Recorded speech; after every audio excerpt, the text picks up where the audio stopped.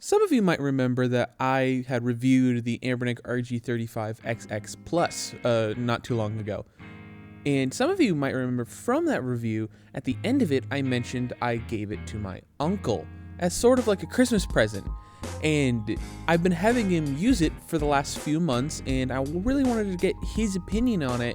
So I had him sort of give me the spark notes, just the summary of his last few months with the device, and share his experience with the device as more of the average person. He's 46 years old, and not very many people his age delve into these emulation devices, at least casually. So from the average man's perspective, how awesome are these devices? Well, I had him sort of break it down into parts. So jumping into his controls part, he said it was tough after playing for a few hours. It got a little uncomfortable. His hands skewed a little bit of the larger side of things, and the device is quite small. So playing it for long periods of time did get kind of uncomfortable. But he said if all he was doing was playing a few levels in Mario, it was fine. Or if he was just playing for like an hour and a half or something, he'd be fine. But anything longer than that, he would need to start like changing up how he plays, or wish he had some sort of a grip so he'd be able to play it more comfortably. Then I showed him stuff on Thingiverse, and he's like, oh, he might 3D print something like that for himself. So hopefully maybe that part gets fixed for him eventually. The next part he chose to discuss was the design, and I would have to agree with him on this point. It is a stellar design. It feels like a Game Boy Pocket, or like just a smaller DMG. Like, it is a fantastic design, and he and I both agree that it's an amazing design. It's very classic, and this new sort of larger screen on it is fantastic. He enjoys how crisp, how vibrant, how wonderfully saturated the colors are. It is a beautiful IPS display at basically 480p or 640p, something like that. Whatever the resolution is for that in the more squarish aspect ratio of the screen, I personally can't off the top of my head remember, but it is a fantastic display and one of the key parts that he most enjoys. After the few months he spent with it, he also mentioned that he was looking into changing the UI, and he wanted to get my thoughts on it. And after a little bit of research, seeing what the community has developed or what's in development right now for new custom firmware, I discovered Mini UI, which is sort of the UI in the sort of interface of the Analog Pocket.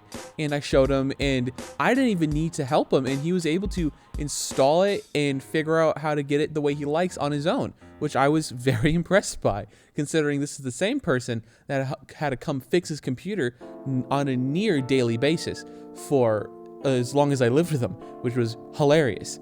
But seeing how far he's come, it is amazing.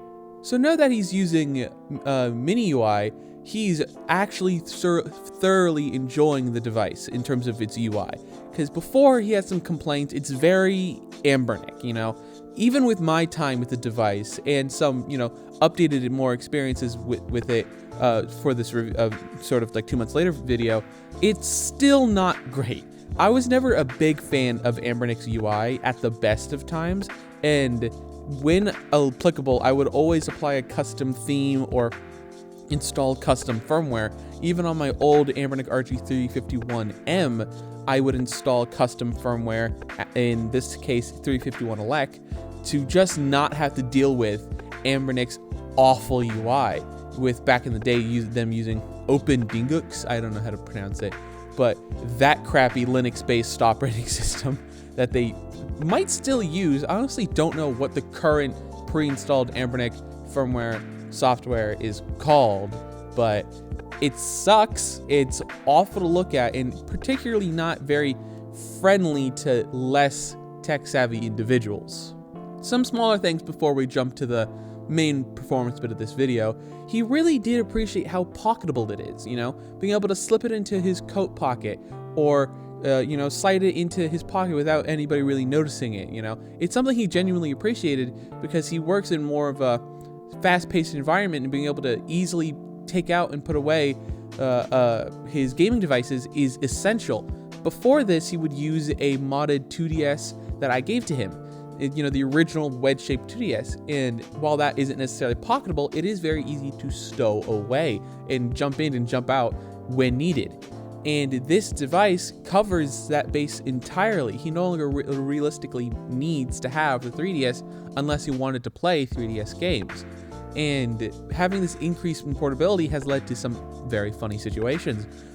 We went to a family dinner, and in the background, I hear the sound of just him jumping on Goombas. And I'm like, where is that coming from? And I look over, and he's under the table playing Mario 2 on his fucking device. And I was like, what are you doing? We're in the middle of having a family dinner at, I forget what restaurant. It's some local place where I live, and I'm not gonna give that up. And I was laughing my ass off, and nobody noticed except me because I was sitting next to him.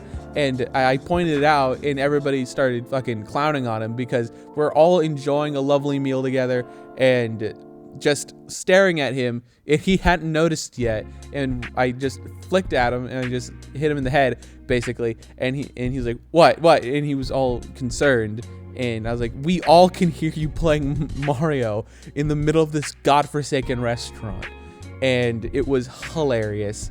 And it's stuff like that where he truly does appreciate having the smaller form factor, and really is a benefit and sometimes a detriment to his focus in certain situations. Moving on to performance. While he isn't necessarily the highest end possible gamer, he really did grow up in the generation of the release of the original Nintendo, the Super Nintendo, the Sega Genesis. He grew up in that era. That was his, childhood. And being able to play those games on the go, he said, really brought him back to being a kid again, because he always wanted to play those games portably, and the only time he ever really could was something like the Sega Nomad or the Game Gear and the Game Boy. Like, those kinds of devices, one, weren't easily accessible to him growing up, but the idea that those existed was really cool. But all he wanted was to be able to play Super Mario World on the go, or play Super Mario Bros. 3 on the go. It was just something that he always wanted to do growing up, but wasn't necessarily attainable at the time. And as time went on, he just got older, started having more responsibilities, and he slowly just stopped playing video games. But right around the time I was born, he really started to get back into it, because he now had a bunch of, nephews running around who liked playing video games. So he got back into playing the Wii and stuff, but now he has his own kid, and he doesn't have a lot of time. So he needs something that's super efficient in terms of playing. So he finally, when he got this, he was so excited to get back into playing games, and all he's really played has been Nintendo, Super Nintendo, Genesis, a little bit of Atari games for some reason, but even now I can't play Atari games. They're just so boring. But he hasn't had a single complaint about the performance. He has played some of the higher end game systems that he can play, technically can play N64 games, but sort of not exactly comfortable to do, given the fact that this device has a D-pad and face buttons, and that's it. Having no analog sticks really does make playing certain consoles not really fun, especially PlayStation 1 and PSP games, which is this device is capable of playing. Just not very many of those titles are incredibly comfortable to play. A more recent game, though, on the PS1 that he was able to enjoyably play was Rayman. He really liked playing Rayman, the original one, not the sequels or anything like that, the original 2D platformer. And he also got into Klonoa, which is surprising, but still really cool. He had no real complaints when it came to performance, especially considering how low the power requirements for the consoles he wants to play. And having this in a super cheap, affordable, well-designed form factor was massive, and it opened up his eyes to this crazy, rapidly developing world of all these emulation handhelds. And he's been looking into maybe getting an Odin 2, which is something that I talked about recently. It is an amazing device. It's capable of so much more than what this, RG35xx Plus is, but this specific device will always be a very important part of his, sort of everyday carry, just because of how compact, well-designed, and efficient the whole device is. He was able to get multiple days of playtime out of this device without ever having to charge it. Granted, it would be like an hour or two here or 30 minutes there. Like, he wasn't dedicated playing it in the entire day. So he was able to stretch the battery life into almost like 3 or 4 days before it started to show the red dot, you know, like, oh, you need a charge.